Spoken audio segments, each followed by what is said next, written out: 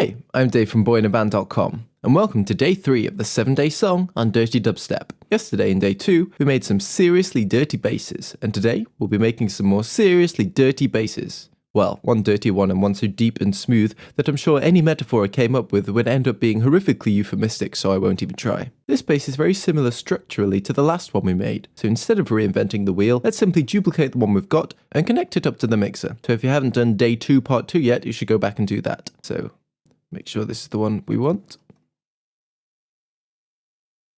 There we go. We'll right click, duplicate devices and tracks. Simple as that. Now let's name it throaty bass, because that's what it will sound like. And I'll add in the one note I'll be using for this bass before we start. Okay, so the notes are in there and I've soloed out the track. If we hit tab and open the combinator up, we have to connect it up as well, because when you duplicate something, it doesn't automatically do that. Then take a listen to what we've got. See, it sounds exactly the same as that hollow bass we made. So let's start changing things. First of all, we can delete these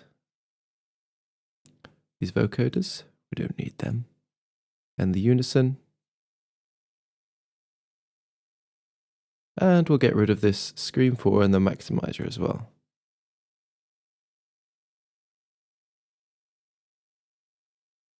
Now, let's get to work. The idea when I made this bass was to get a really deep, gritty sound with a lot of top to it. It ended up being really nice and throaty, and here's the key. Getting a source sound with a really deep, gritty tone with a lot of top to it. It's going to be a lot harder to morph a conventional saw wave into something like this than to find a synth capable of these kinds of sounds from the off. So, we only need one oscillator, so I'll turn off this one. Turn it to PWM. And I'll just solo it out so we can hear it on its own. I'll also bypass these.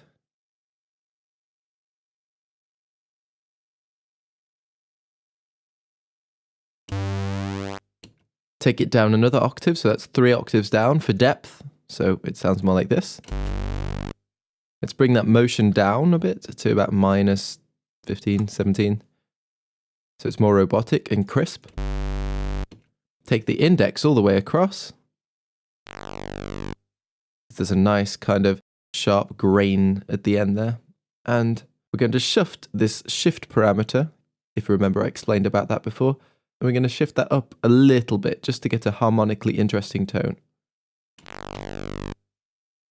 Take that up a little bit and listen. A little bit more harmonically interesting. And Bob's your uncle. There's the start to the sound. Now these distortion settings down here, we mute this and take a listen one at a time. The low end, let's turn it to overdrive mode, just over half damage control. And keep P1 and P2 nice and high. Let's just cut those highs. And no body. Take a listen. It's all lows. Let's bring those mids up a little bit perhaps. There we go. Now for the mids, let's put it onto distortion mode, which it's already on, convenient.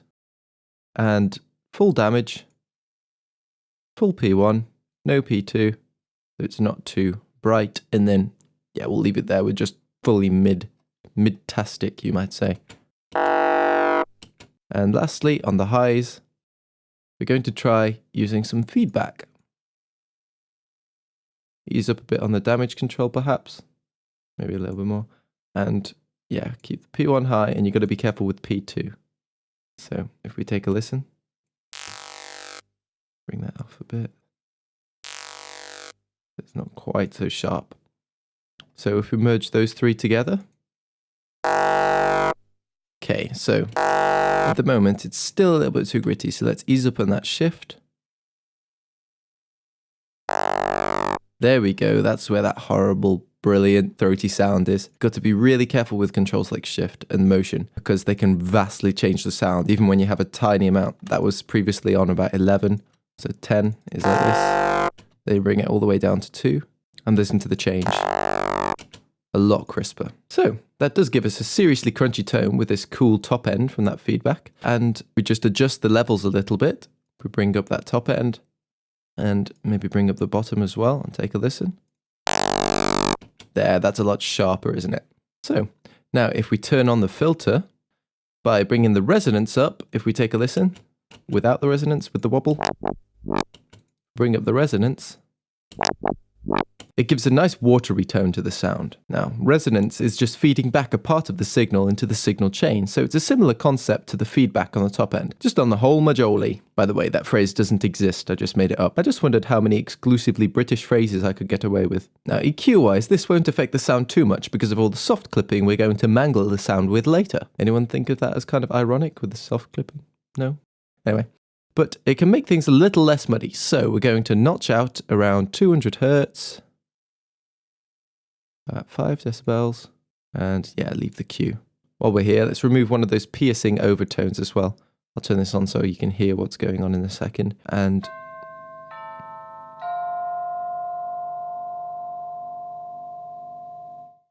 while we're here, let's remove one of those piercing overtones that isn't sounding quite as harmonically consonant. Yeah, I can use some big-ass words. You should probably learn them too if you want to come across as an arrogant producer type. Now, we're going to notch out around 3.8 kilohertz, and we're going to take it down by loads, but with a higher Q, so it doesn't affect too much. So take a listen. And without that, can you hear that piercing tone it takes out? And we're just going to bring up that high end to compensate just a little bit more. Now, without it all, and with it all. See, it's not too noticeable, but it's clearer, and that nasty little overtone is gone. Lastly, we're going to maximize the freaking crap out of it. So let's take the limiter off, soft clip up to full, we'll keep these on fast for a change, and take a listen. Input gain up a bit as well. There we go. Music to my ears. Remember, that rotary up here is linked to the filter's frequency. If we can find our filter. Frequency. Hence the wobbliness. So let's move over to part 2 to find out how to make a big sub bass that can fill in the areas where these mid and high heavy bass lines lack.